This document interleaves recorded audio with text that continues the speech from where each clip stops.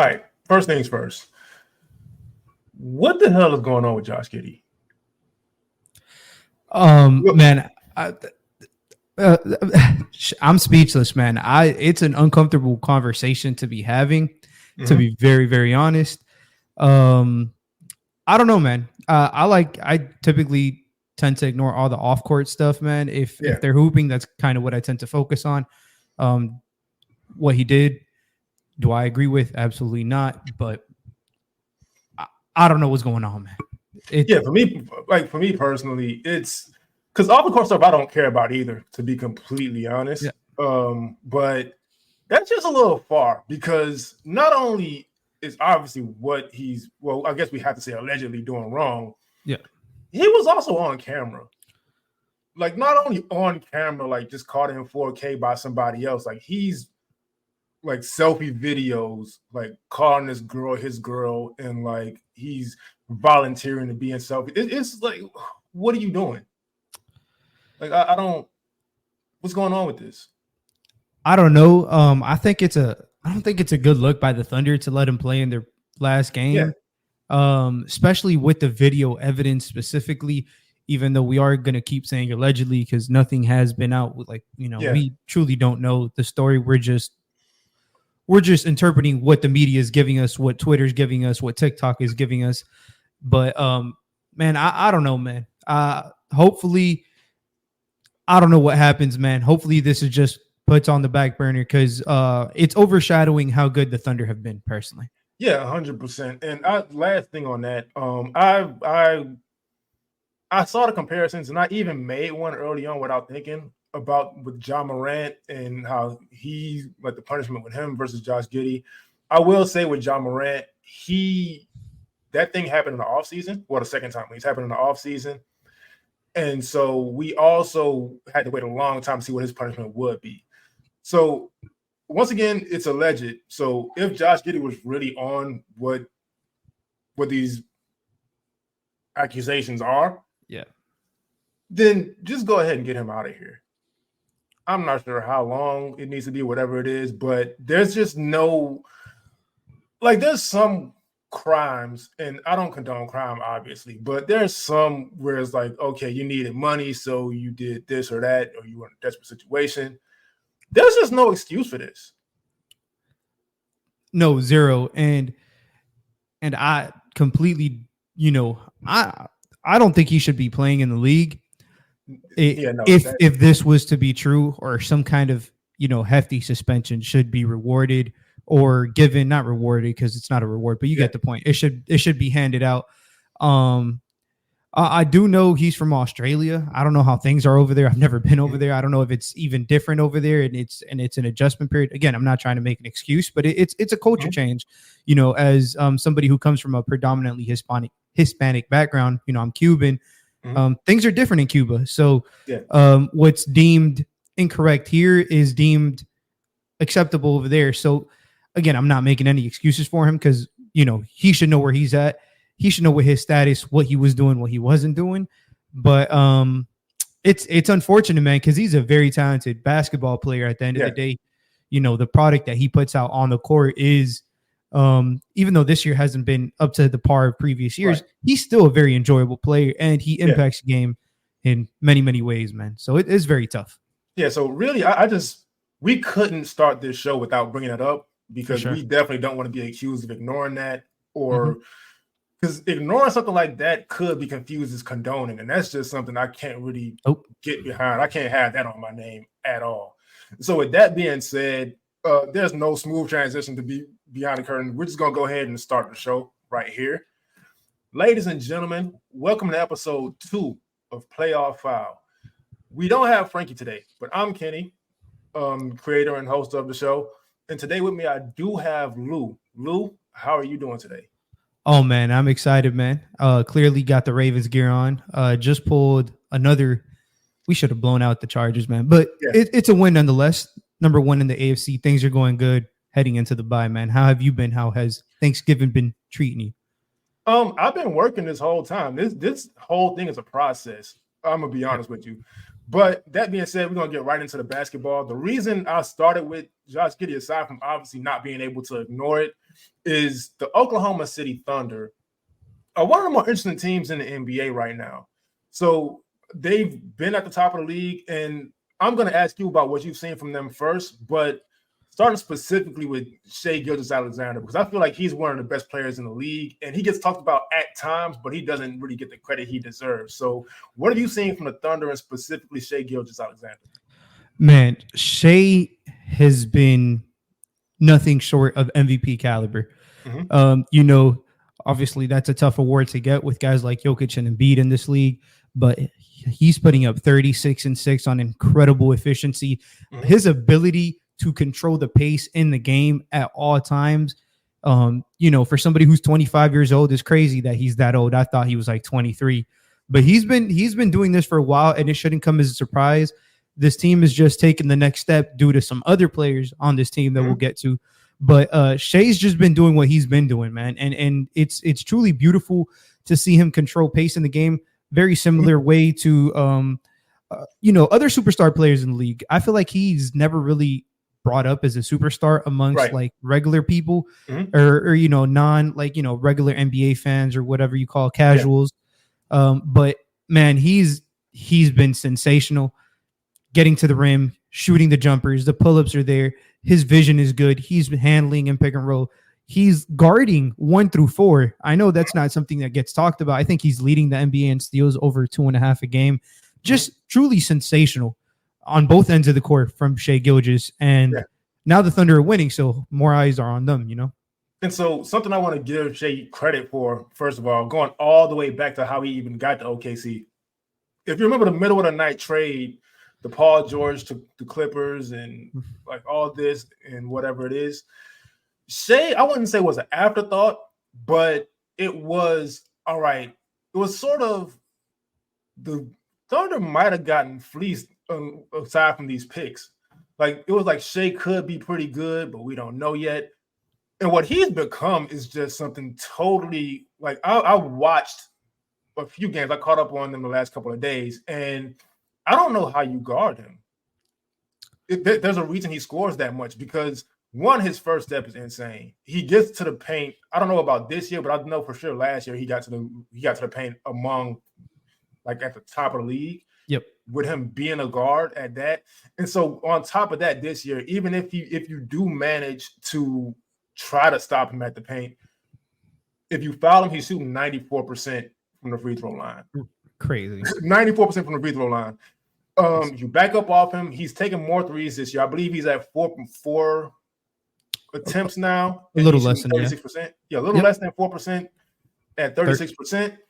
And so you have to deal with that in the mid range. You have to deal with his pull up, which is pretty deadly. And if you bite on that pump fake, he's going to draw that foul, and that goes right back to the 94%. And so he's unguardable already, not to mention the defense on the other end. But with all those offensive attributes I've mentioned, he's also teamed up with one of the better rookies I've seen in years. And before we even get to that, there was a point in the offseason throughout all the Wemby hype, and I'm not taking anything away from Wemby. Wemby's incredible. We'll talk about him one day. But there was a point in time where I just like the light switch, the light bulb came on. And I was like, wait a minute. Ted Holmgren is in OKC and he hasn't played yet. Let's see what he does. And I believe you have some numbers on him that you can pull up while I mention just his dynamic with SGA. Because like I said, with all the things I mentioned SGA brings to the table as far as scoring goes, if you put him in pick and roll or pick and pop or whatever it is with Chet Holmgren, you're definitely not stopping that. Because Chet Holmgren right now, and via Frankie Garcia, who's not here today, Chet Holmgren is shooting 50% on catch and shoot threes this year, first of all. So if you pop and you already have to deal with SGA, it's best for you to just be in a drop, I guess, because he's going to get to the basket. But now you got Chet, who's not missing threes. You also have Chet, who's just this incredible roller, despite all the criticism he got for his size, which is usually something I don't really agree with, because you don't want to bulk up too much and lose your fluidity if you're a Chet, if you're a Wemby. You may want to get a little stronger, but we saw it with Dirk in his career where he got a little too big and he wasn't as effective, and he slimmed down and got back to Dirk. And so I want to know what you've thought about Chet, because I just don't see any weaknesses right now. Man, so it's super exciting because I'm the draft guy. So I scout 50, 60 players every year. And last year when I came across Chet, the first thing I saw was defensive player of the year. Like this guy could be defensive player of the year as a rookie before he stepped onto an NBA court. His feel on both offense and particularly on defense because of his length, but his ability to just be everywhere at the same time, it's truly fascinating to watch. And he doesn't foul, which is another very, very it's something rookies tend to struggle with, but he's always very composed. The most impressive thing by him has been, I think he has an edge to him. I love he has this like he doesn't give a shit mentality, and he doesn't back down. And it's truly something beautiful to watch. He's third amongst the NBA right now in defensive rating for a player, fifth in stocks, fifth in blocks, like just everywhere. And particularly the game I want to kind of talk about was he had a marquee matchup against Joel Embiid. This doesn't mean that they were guarding each other at all times. We know Chet still has some of his deficiencies due to that weight, so obviously, but OKC is using him in ways where they just kind of floating him. Right. And man, the team rotates behind him and they just let him be that roamer, much like the Celtics did with Robert Williams for a couple seasons. And he's truly just so dynamic in that role. He knows when to help. He knows when to jump. He knows when to dig. Just does a phenomenal job. And if that shot is looking how it's been looking, man, it would not shock me. Like this, he's right now, if the season was to end today, he's rookie of the year. Sorry. Yeah, easily.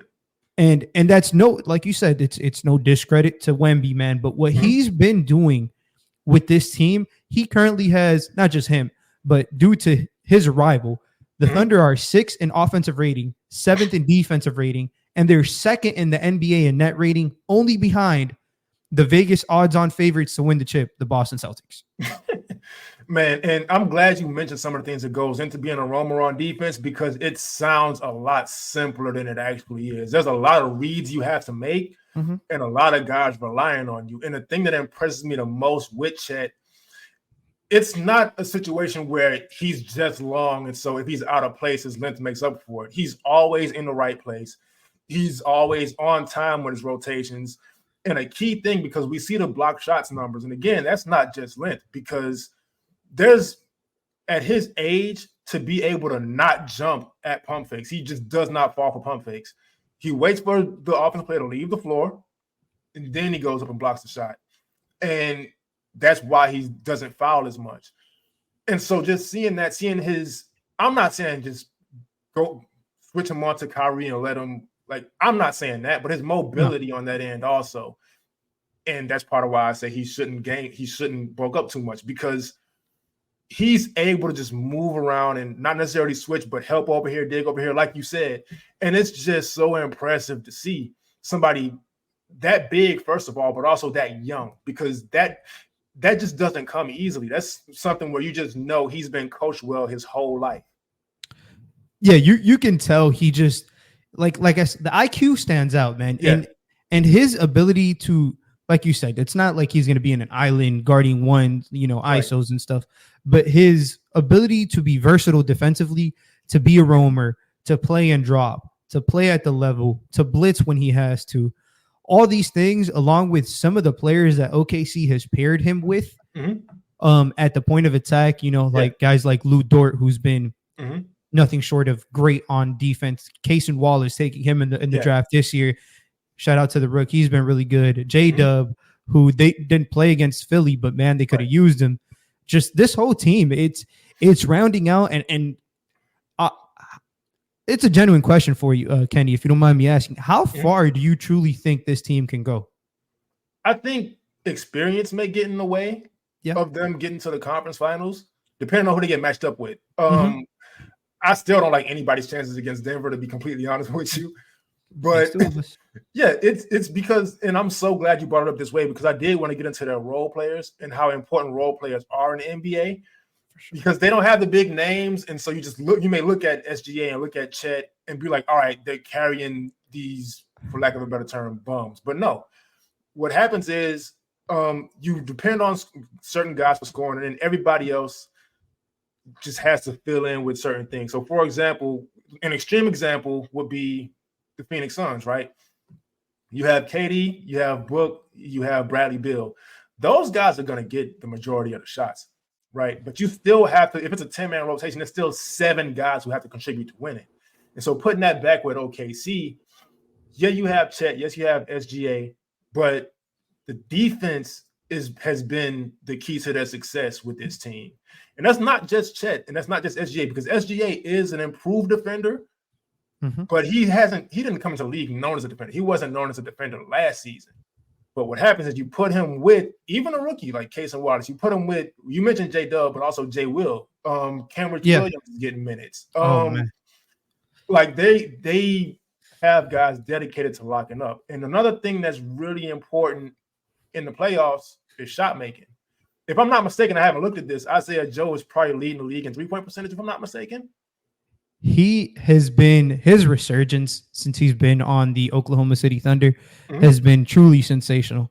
Yeah, he's shooting 48.5% from 3 on 6 attempts a game.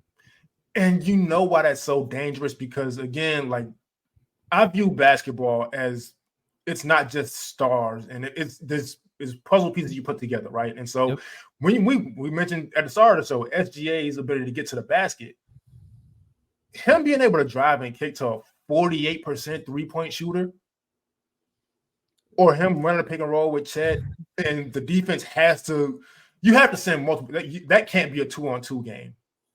SGA Chet, that can't be 2-on-2. So then you have a 48% 3-point shooter in the corner or on a wing or an opposite wing or wherever. It's just like this team, like I'm saying, I don't know how far they can get this year, but if they stay together, this is a dangerous, dangerous team. Yeah, this team is, and I'm glad you brought up guys like Kenrich Williams. He's in my top 5 blue players of, who don't get credit. Like, I love the way he plays. Truly, they missed him because he was hurt to kind of start the season. But him being a connective piece, both offensively and defensively, him being able to take against the Sixers, he took the Embiid matchup. Let Chet kind of roam on defense. He was switched on to guys like Tobias, and he does whatever it takes essentially to truly impact the game on both ends. Like, and to your point, man, this is a young team, but I will say in the playoffs, it always comes down to, can you compose yourself? And I will not bet against Shea if that's the case. I do think they're a piece away, particularly maybe a bigger rotation player, kind of a forward/5 kind of guy. Curious to see what they do. They have 39,000 picks. I don't know what they're going to do with them. I'm curious to see who they're going to keep and who they're going to move on from, because I don't think this team is a star away. I think they're a very good role player away. And I'm glad I didn't even think about the picks they have. Like, for them to already be this good and have all that in the chamber, so whenever they do need to make a move, who's denying them? Like, if it's some rebuilding team that a really good player just doesn't fit at anymore and they need picks, who is a better team to work with than the OKC Thunder right now? Yeah, they can outbid whoever they want for whoever they want, essentially. That front office I'll have to give them credit.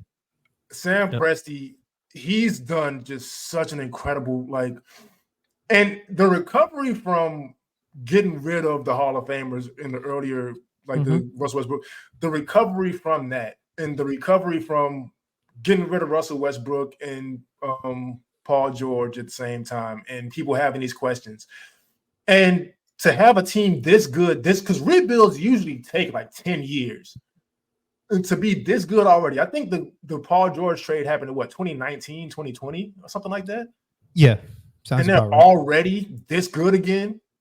Man, hats off to Sam Presti. He's just done just a phenomenal job out there. And so I'm really, that's one of my league pass teams. I'm going to be watching a ton of OKC this year. That being said, we're going to move on to the New York Knicks. Now, I feel like we can't talk about this team without addressing the elephant in the room.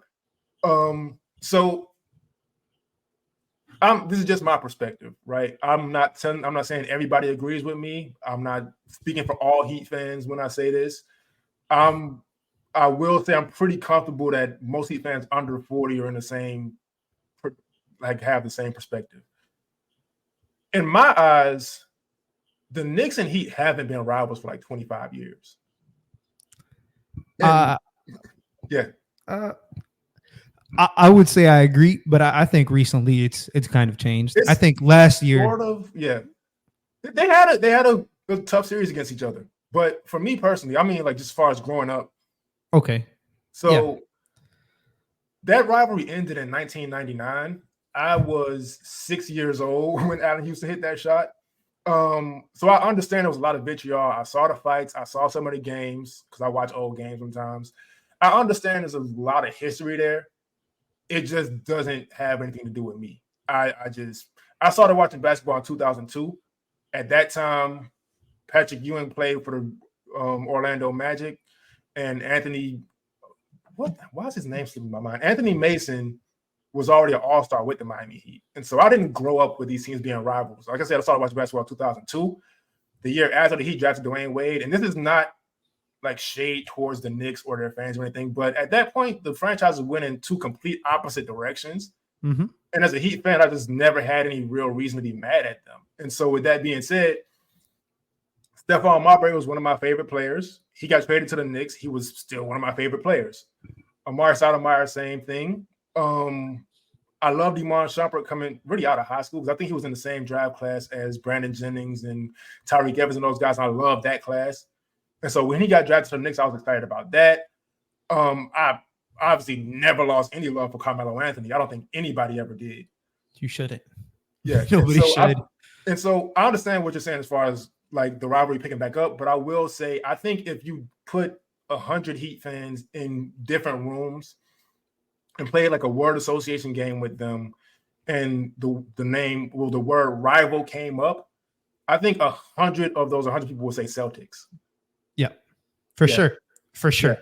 The Heat's rival is the Celtics, man. We've played them like 7 times in the last 14 years in the Eastern Conference Finals. It is. And so with all that being said, objectively speaking, the New York Knicks have been one of the better teams in the East for the past few years, but they haven't been able to get over the hump. So I want to know what you've seen so far from them these past couple of years and what they need, because I have my ideas, but I want to know yours first. So the past couple of years, specifically, what they needed was somebody like Jalen Brunson. Yeah. Now they got somebody like Jalen Brunson. Yeah, man, he's special, man. Yeah. We talk about special players in the league, man. He gets overlooked, but his everything, his demeanor, like you can hate him, but goddamn, can you appreciate him? He was doing this back. No, people hate him shit for no reason, man. Because he just goes out there, goes about his business. You know what he's gonna give you. If it's a big game, he's stepping up every single time. It feels like, and just drains shot after shot. I think with this team, though, circling back, what this team has been missing has been consistency from the perimeter. I'm talking about shooting. Their shooting has been very iffy, very inconsistent. Guys like Randle, and I think Julius Randle is one of the most polarizing players. There's a reason for that. I'm gonna get to him, but I'm gonna let you finish first. Yeah. I feel like the way people view him is either one or another, and somewhere in the middle, guys. It's always somewhere in the middle. But no, this team is these role players now. They feel a little bit different. Quickly stepping up. Mitchell Robinson's kind of coming into his own a little bit more. They got somebody like DiVincenzo, somebody who's done it before, helped other teams. I'm just curious to see how far this build takes them. They're depending a lot on guys like Barrett and Randle, and I don't know if those guys can get them over the hump. But like you said, man, they're going to be a problem. How much of a problem, we'll find out. Yeah. So circling back to Jalen Brunson first. Has he ever missed a floater in his life? And like he showed the flashes, well, especially in those playoffs with the Mavericks, that he could be really good, especially that I think it was against the Suns it was against the Jazz, where he really kind of broke out. And he got the contract, and I thank God I'm somebody who doesn't care what players get paid, because a lot of people had to start eating their words very fast. About like he's just undeniable. Like, defensive issues aside, even though he's strong and he plays hard, so that kind of makes up for some of it. There's something about reliability where every time you need a big shot, you need somebody who's gonna make it.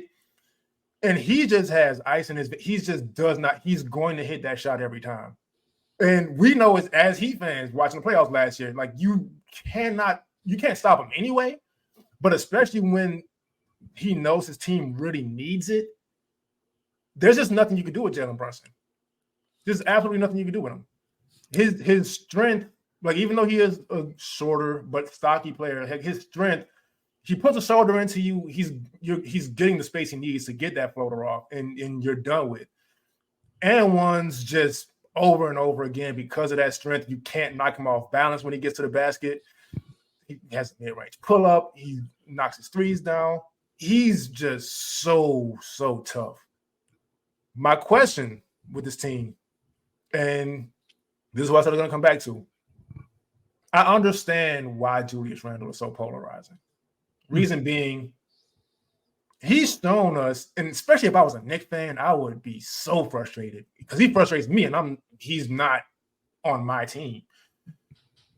There's nothing on the basketball court Julius Randle hasn't shown that he can do at a high level. He's shown defense, he's shown passing, he's shown scoring, he's shown these things, but then he just decides he's not going to do it for long stretches of time. And if I were a Knicks fan, that would not even frustrate me. It would just flat out piss me off.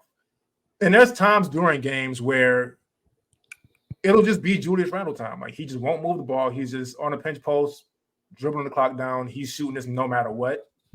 There's also just if you're watching the Knicks game and you just watch Julius Randle on offense, you don't pay attention to the ball, you don't pay attention to anybody else. If he moves an inch, you know he's getting the ball. Because he's not going to cut. He's not screening for anybody. He's just standing there waiting. And that's one of my biggest pet peeves watching basketball, because there are so many easy buckets you can get moving without the ball. Just simply cutting, simply screening for somebody and coming off that. I'm not saying he should come off pin downs or anything like that, because some guys are just not – it's just an awkward movement for them. Yep. But as talented as he is and as good as he is at scoring the ball, he just makes it so difficult for himself sometimes, and I don't understand it. Yep. And it messes his team's offense up. RJ Barrett, I'm not saying give him the offense, because I don't think he's necessarily that guy either, but he just gets forgotten about a lot. He'll come out 12 points in the first quarter and then just not touch the ball again. Yeah, it's very much of what you say. Like, Randle.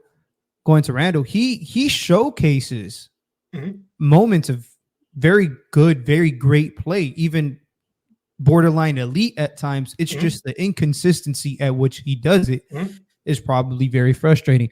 I think probably his best attribute is his ability to pass the ball, but sometimes he gets reckless, or he doesn't, or he over dribbles, and he's kind of a ball stopper in that sense. But man, RJ's been great for them this year. Yeah. This has been his best season, shooting over 44% from three. Yeah. Obviously a career high, getting 19.5 points this year. His defense has always been there, but now specifically this year, with him on the floor, they are 117 points per 100 possessions on offense and 101 on defense. So they're almost a plus 16 net rating, and with him off, they're -3. He's been, in a lot of ways, kind of the key piece to this all working, because, like you said, the reliability with Jalen Brunson and the complete opposite with Julius Randle. He's the one who kind of settles the game down. I feel like he takes some of that responsibility away from Randle, and it allows the team to flourish. I know everybody saw the 21-point comeback against Miami. Julius Randle was on the bench for that entire comeback. Right. Exactly.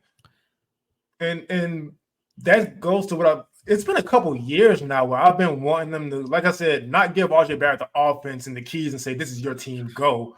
But he's shown he's capable of doing more than what they allow him to do at times. Yeah. And so I would like to see that a little more. I'm not saying they necessarily have to trade Julius Randle because I'm not the person who advocates for trades. And I do think maybe they'll benefit from bringing in a veteran. Because I do think with Julius Randle being a leader of your team, you can't have a leader of your team like doing stuff you're taught not to do in high school. Like when the game gets bad, just like holding his head down and just hogging the ball. You can't have the leader of your team doing that, or things are going to eventually crumble. So I don't know if they necessarily have to trade him, but they do have to make some kind of move. But that's where it gets tough because this is not a team that lacks talent. No, they don't lack talent, and so you could look at Mitchell Robinson. Okay, maybe they could get some shooting big, but Mitchell Robinson is putting up Dennis Rodman type numbers on the board. Well, that's a little crazy, but he's just on the offensive glass. Yeah, on the offensive end, he's getting them so many extra possessions, and that's so important and underrated in basketball because it's kind of like everything's flashy, everything's shoot, run, all this, but holding the offense together when the offense is not even bad anyway. Yeah. But getting those extra possessions, I don't know if you can just feel comfortable losing that. If you're going to be in the playoffs, you're going to need a defender like Quentin Grimes, who we haven't really touched on too much. But he's just an incredible defender. He's always impressed me. But who you better not get rid of if you're looking to make a trade, and I think you know who I'm about to say because of the face you made. Yeah. Emmanuel quickly better stay exactly where he is. Like, he's one of the best 6 men in the league. I wouldn't go as far as saying he's start on most teams but that's only because the league is so point guard heavy. Like, if you look at each team, it's like it's insane at the point guard position. But Emmanuel quickly, when we talk about that 21-point comeback against the Heat, that started with Emmanuel quickly. Yeah, it was almost exclusively quickly and Brunson.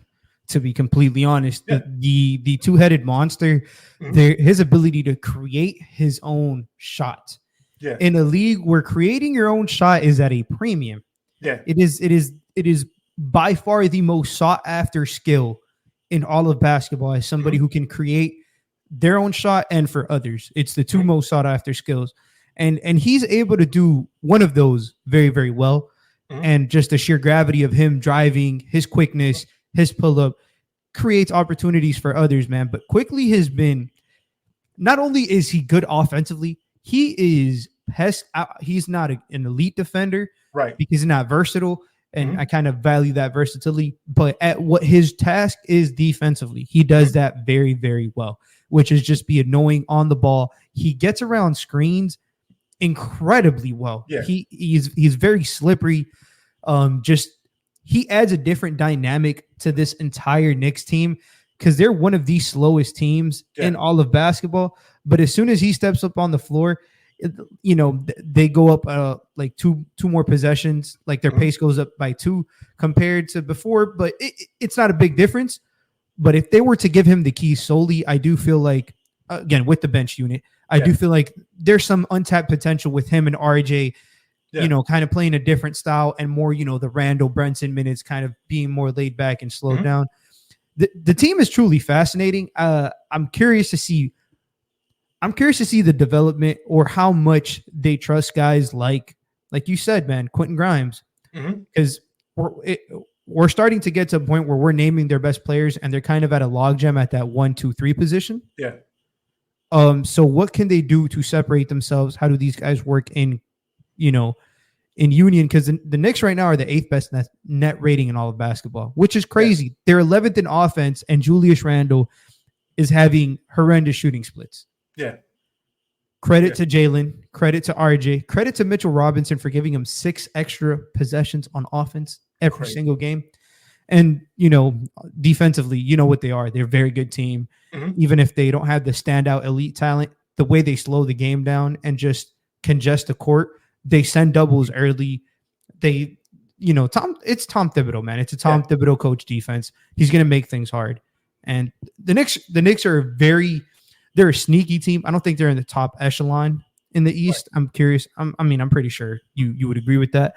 Mm-hmm. But how far do you think they are from, per se, the Milwaukees and the Bostons? Same as last year. Okay. Second round, but they put up a fight again.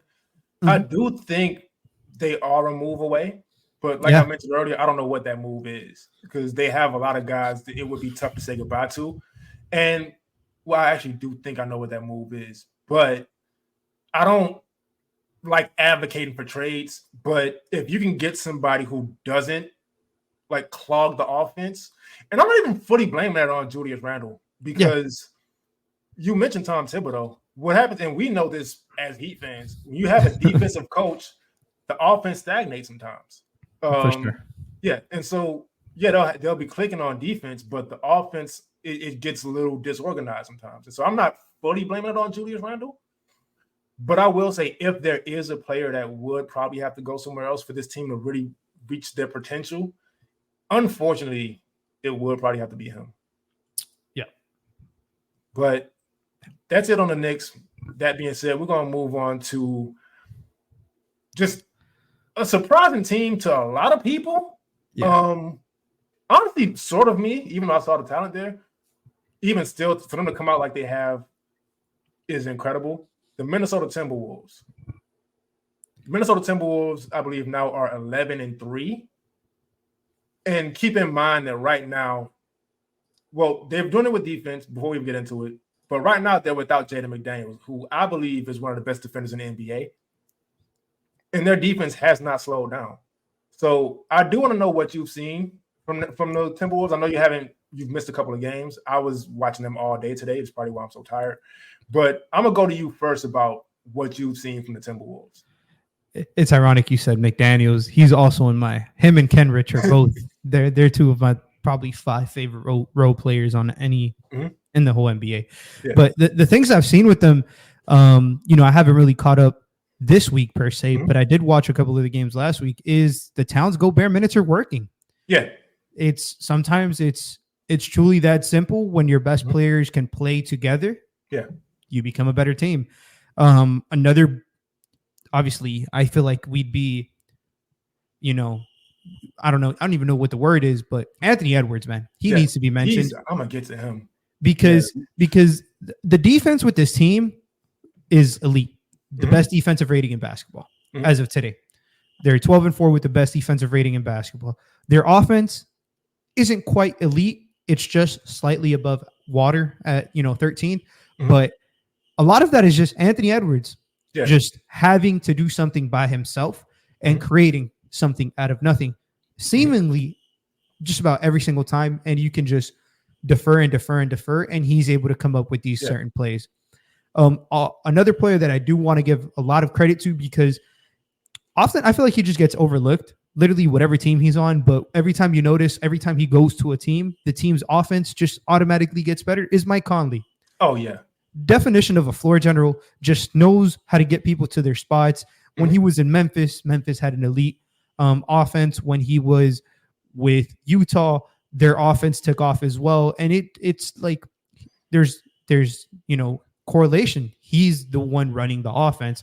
Doesn't mean he's taking all the shots. Doesn't mean he's, ungodly number of assists.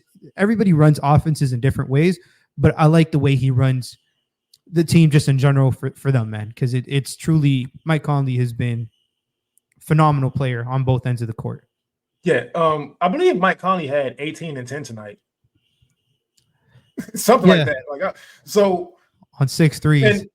6 threes, 10 assists. So, and he's been one of my favorite players since he's really before he got in the league, because there was a game, and I don't know how, I'd never ask you your age. I don't know how old you are, but there was a game, a real big deal on ESPN, high school game. It was Mike Conley and Greg Oden's team against Eric Gordon's team.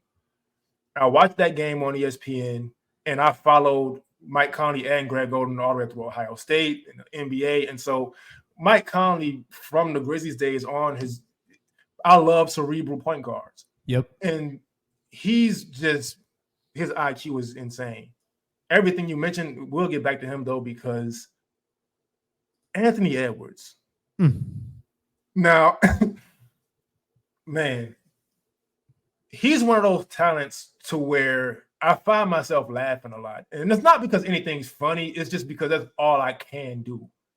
It's just like you said, creating something out of nothing. But there's nothing on the basketball court. What do you think his weakness is? Because I don't see one. It's crazy because not even defensively, I feel like he's a weak defender. It's just kind of the interest level. I feel like offensively, sometimes his ability to just kind of settle for jumpers, I guess shot selection is a thing. Yeah. But I feel like we end up saying that for just about every elite scorer. Yeah. Oh, he should get to the rim more. Oh, he should get to the rim more. Oh, he should get to the rim more. And I don't think he has a true weakness. And I feel like this is the first year he's actually like piecing everything together. Yeah. He's showing these. And that's, oh, you can go ahead and finish. No, go ahead. Go ahead. Absolutely. And that's what's scary. But I did realize something, right? Because I'm real big on like the history of the NBA. And so in 92, Dream Team happens. Charles Barkley's on that team. He comes back to the NBA, wins MVP. 08, the Redeem Team. Dwayne Wade comes off an injury, goes out there, leads them in scoring, comes back to the NBA, averages 30. So there's something about, and there's a lot more examples. I just don't want to drag it out. But it's like every time they go out to the Olympics or international play, everybody's level just raises because they're playing with these elite players in practice. And I know this Olympic team, USA team wasn't the best they've ever had, but still, you're playing with some of the best players in the league every single day. You're getting better. And Anthony Edwards this summer just showed the world he's a superstar. Yep. And now he's coming back to the league and he's put it all together because of that experience. And so with that being said, there's this question that floats around a lot of when LeBron retires, when Steph retires, when KD retires, who's going to be the face of the league?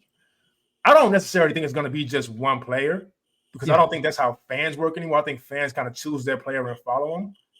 But if I had to choose, like gun to my head, I think Anthony Edwards would get my vote. Because like I said, like his weakness being shot selection, I don't even think that's a big deal because one, how young he is, and two, he's just so good. He's earned some bad shots. Exactly. He's earned some bad shots. And just watching him really all season, but especially these past few games, there's just there's nowhere you can send him to stop him from scoring. He's pulling up from three on fast breaks, which you can talk about the settling. I understand both sides of that. Obviously, he'll dunk on you. That's no questions asked. His ability to finish through contact because of his strength and his football background, ridiculous. And ones on and ones on and ones. He has the mid-range pull-up. He'll post you up, and he has a polished post game, which is kind of crazy for a guard in general, but especially a guard that young. I just don't I can't even understand like the level of talent he has. And then remember, in basketball, it's not even his first sport. Yeah. I typically really dislike player comparisons, but I hate when people do it in like a vacuum, but I'm going to do it, man. He's the closest thing that personally I've seen since Dwayne Wade. Yeah. His mode of playing it feels like Dwayne Wade most of the time. Obviously there's never a one-to-one comparison, guys. Like everybody's unique, but his frame, his, like you said, his post footwork, his ability to get to whatever spot he wants to at the floor feels like whenever he wants to. The fourth quarter comes around, the offense stalls out. It's Anthony Edwards time because, I'm pretty sure we'll touch on him too. Towns hasn't really, even though he's gotten better, he kind of struggles sometimes in those situations when the defense tightens up. But he's like their release valve. He's literally their go-to scorer on offense, and then on the defensive end, he's been whenever he's locked in, you can see like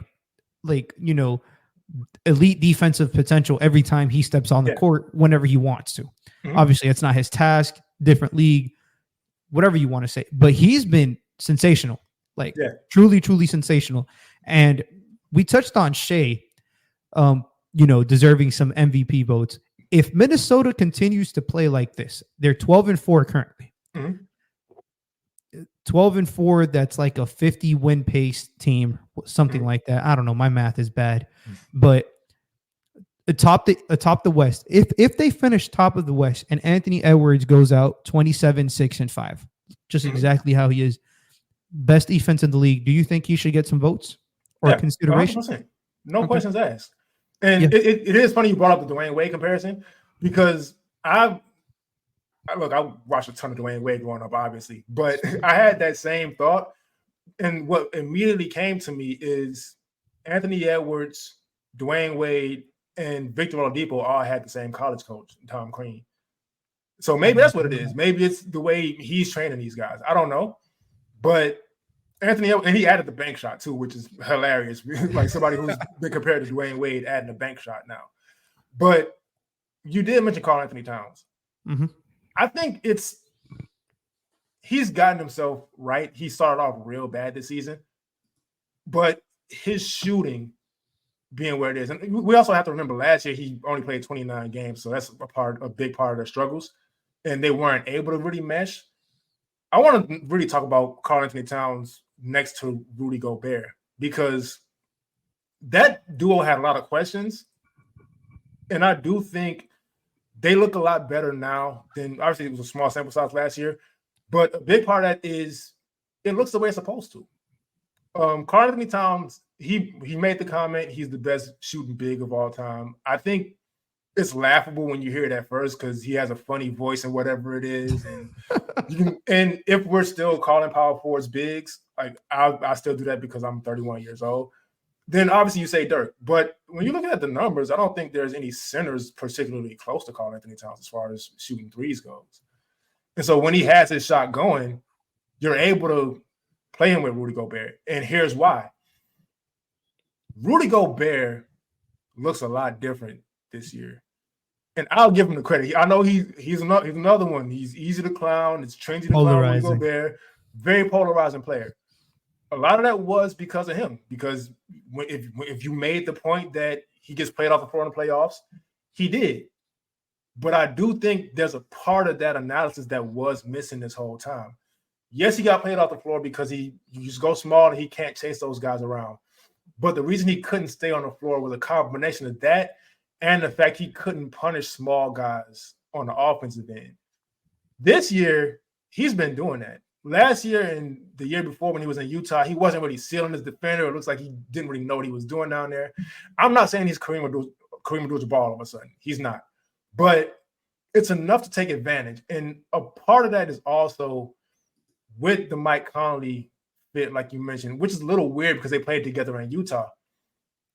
But I think that just also speaks to Rudy Gobert's improvement on the offensive end and being a little more reliable. Not he's going to go out there and average 20. That's not who he is. But he's a little more reliable now because of that. And also we know what he does protecting the paint.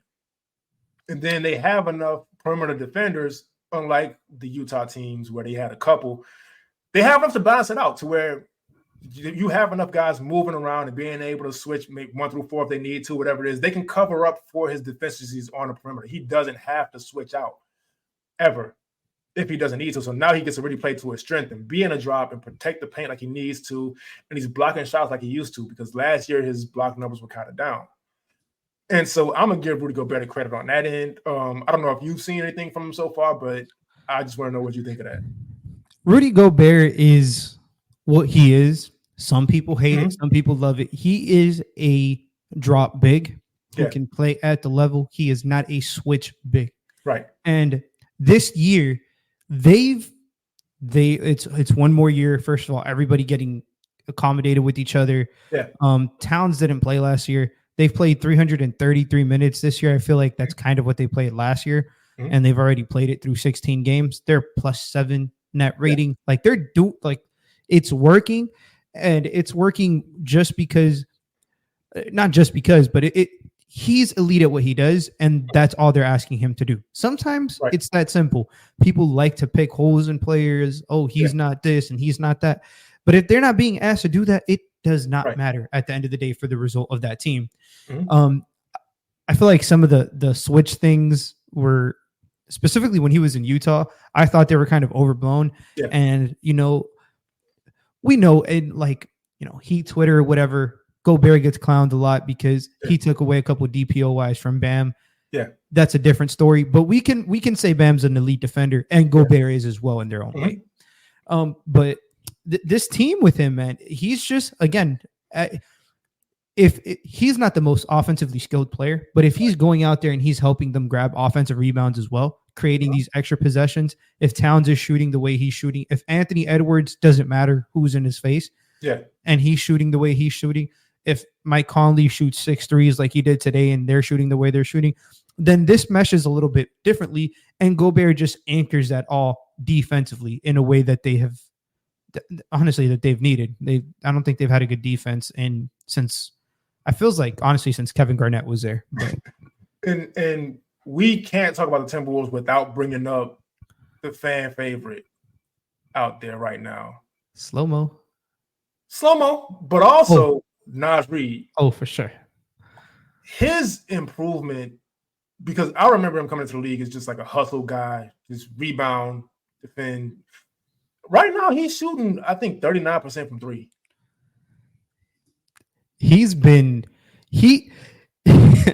It's funny because it's like when he just does whatever they need offensively at whatever moment they need it. Yeah.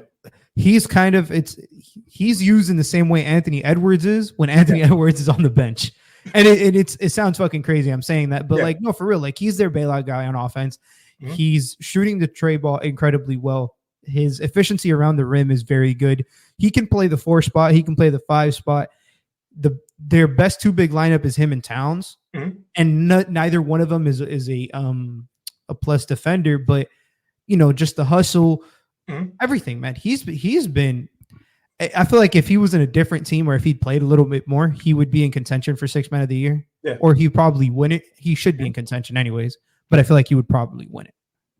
Yeah, and I feel like with him, I'm going to include myself. I think sometimes we all look at teams going into the season and what they can be and what can work and what can't work. And what we ignore is what the guys are working on in the offseason. Now, if Naz Reid comes back still not really comfortable shooting threes, this team doesn't work because you can't play him with Rudy Gobert. He plays with Rudy Gobert. And like the question going into the season was, which one, like you may have to get rid of Rudy Gobert so he can shine, or they can't coexist on the same team. They're not coexisting in the same lineup, and it's working. And so, man, just big salute to Naz Reid for that. I'm watching him push on fast breaks. I'm watching him Euro and get and ones. It's like, who is this? and so just credit to him for the work he's put in. It's crazy that the Timberwolves have 2 players that are 50-40-90 or damn near, and it's both their bigs. Towns is 50-40-91, and Reid is 50-39.5-90. Like, and Mike Conley's 48-46-90. And it's just or 100. Yeah, Mike Conley hasn't missed a free throw. This is insane. Man, it's just like this team.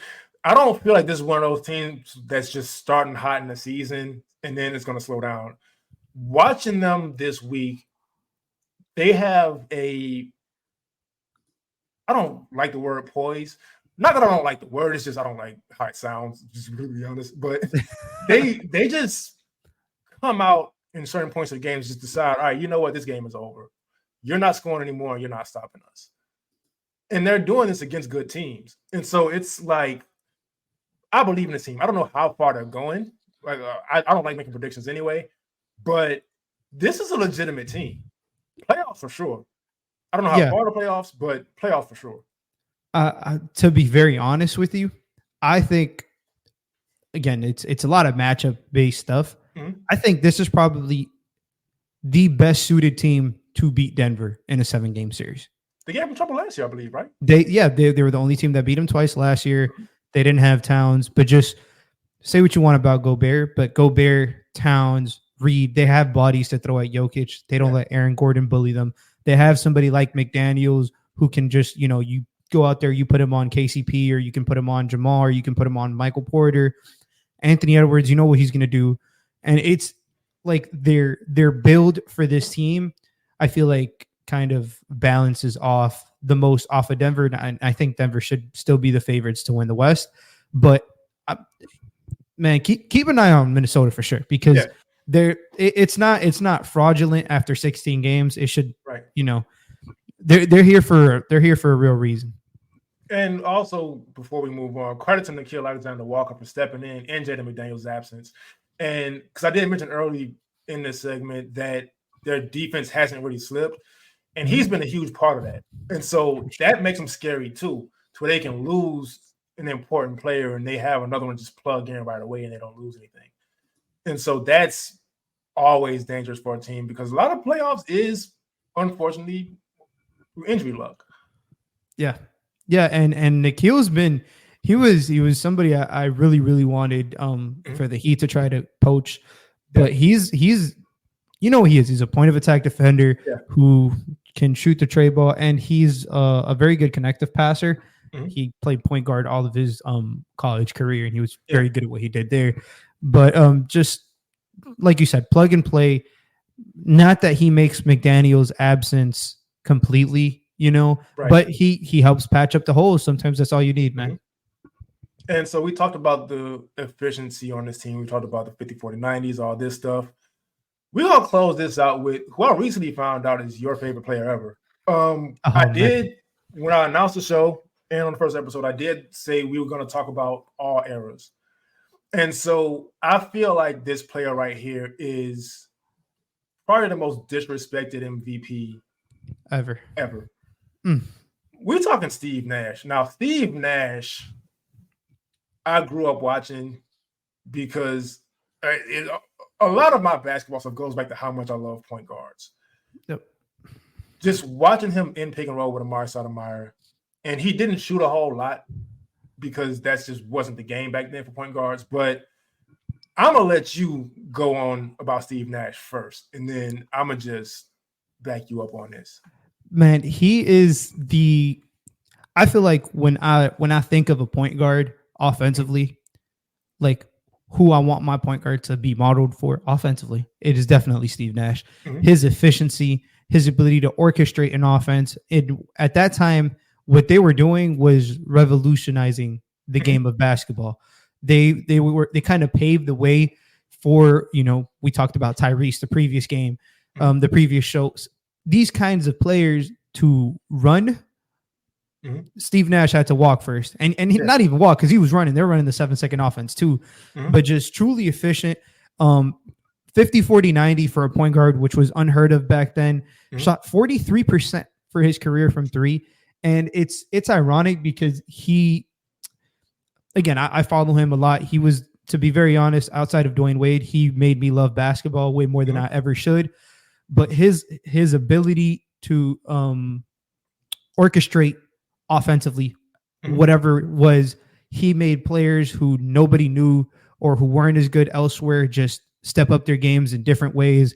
He helped bring along the Joe Johnsons, the Jason Richardsons, the Quentin Richardsons, the Amari Stoudemires, the Sean Marions, the Marcin Gortats. The list can go on forever, man. Like Leandro Barbosa, just truly just spectacular with the ball in his hands. Yeah. And off the ball, you couldn't leave him open because he was a 43%, like I said, 43% three-point shooter, was averaging 11 assists in an era where there were honestly like 90 possessions, 85 possessions a game, which is, it's fucking unheard of to think of it like that. But he was just revolutionizing the game of basketball. And his biggest regret, actually, he came out and said, was the fact that he didn't shoot more.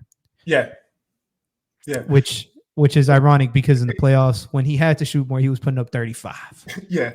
And it's, man, a lot of those players, point guard specifically, just kind of suffered from that era. But speaking specifically about Steve Nash's MVPs, now the second one, I don't know. But the first one, I don't think there's the disrespect. He gets a little crazy for the first one, especially when you just look at his case for it. The year before, the Phoenix Suns won 29 games, and that year they won 62. Now, keep in mind, this is what a lot of people don't remember. The year they won 29 games, they had one of the best point guards in the NBA in Stephon Marbury. Yep. And they still had Amari Stoudemire. They had Sean Marion. They actually had Joe Johnson, not Quentin Richardson.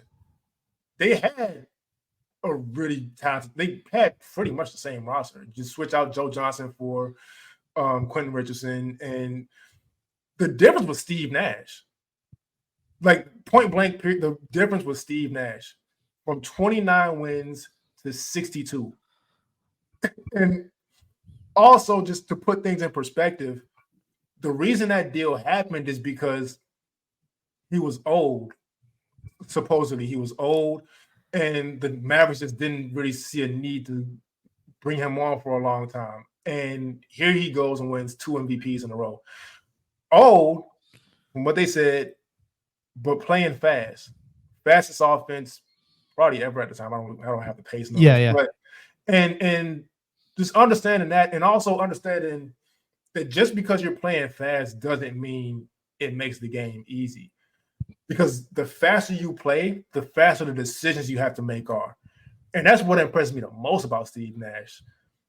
There was no time to think in process, really. It was just like he's going, and it's the right decision every single time within 7 seconds.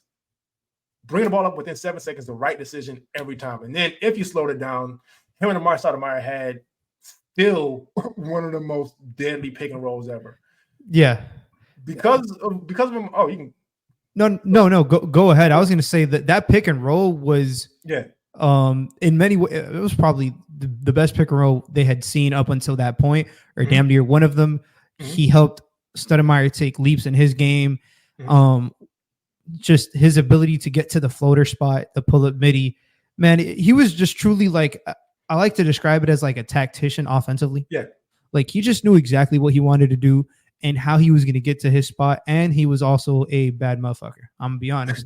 Like he had that attitude. And when it came down to it, it's funny because the series, that same 2005, when they played in the Western Conference semifinals, I believe it was against Dallas as well. He carved them up, man. Like he was like, y'all thought I was old? Hold 30 and 12 at that time. It was easy for him. He led the series in true shooting percentage at the point guard position. Averaged 40, 10, and 8 in his last 3 games to clinch that series. Man, just truly, like, he made me marvel at the game of basketball because I didn't think it should be that easy, and he made it look just fluid, just super easy. And I like to go back and watch old games and old footage. It's just as how I grew up on ESPN Classic and Beyond the Glory and all that stuff. So I grew up. It's 2004, but I'm being taught about Larry Bird and all this. So I still go back and watch older stuff. So I went back and watched some Steve Nash, and to this day, he was doing stuff most point guards can't do. Like, we talk about the pick and roll, but one, just understand the pick and roll gets called a 2-man game. I feel like that's misleading. It's just it's all just to make the defense show their hand, and it's still 5-on-5. So if the defense collapsed, Steve Nash would just be able to whip it over to the corner, no issue. Yep. And just wherever you were, that running under the basket, it looked funny when we were kids, like, but just understanding what that makes the defense do and what it opens up. Nobody does that even now. No. And it's just like, Steve Nash revolutionized the game in a sense, and he doesn't get the credit for it. But I do understand he won an MVP over Kobe, and I would never take anything away from Kobe. For sure. So that's where the disrespect comes from. But a lot of it also just comes from not understanding, not only the reads he was making, but just in general how good he was and the impact he had on those teams. Yeah, and I feel like you brought up a very good point. Like, players tend to get overlooked because, like you said, specifically him, the Kobe MVP, understood. And the other thing is this whole notion around ring culture. Yeah. Is very toxic. And, you know, sometimes people don't take into context. They just see who won it, but they don't see what it took to get there. Like, the Spurs rivalry, he was the only one giving them a run for their money back at that time.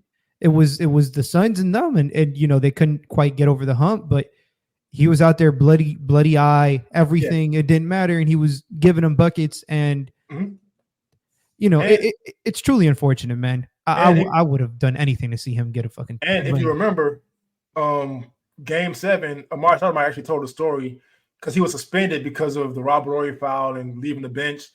He had to watch that game from across the street at the bar. And so, like you said, with the ring culture stuff, there's just so much that goes into championships that kind of gets left out. Yep. Like, you'll forget who didn't play this game. You'll forget the injuries. Like, and championships in general are won from the front office all the way down to the medical staff. It's never on just one player. So it's kind of unfortunate that that's such a thing with individual players, because individual players have so little control over whether they win a championship or not. Yep. But that's why we're here. We're here to give the credit to the players and teams who we feel like deserve it and get overlooked. And with all that being said, thanks for tuning in to episode 2 of Playoff File. I'm Kenny. This is Lou with me. Lou, you got any closing remarks? No, man. Thankful to be back on here, man. But don't forget, also, Kevin Durant gave a lot of credit to Steve Nash for completely changing his footwork on pull-up threes, middies, post-game, how to pace and pick and roll. Like the beast that we've seen Kevin Durant turn into today, I'm pretty sure it would have came, but Steve Nash definitely helped along that process as well. I know he sucked for the Nuts as a coach. I'm not here to defend him there. But as an assistant for the Warriors, he did his thing. Yeah, and so he got a ring. Just make sure you like, share, subscribe, follow us on our socials, and we will see you next time. Doses.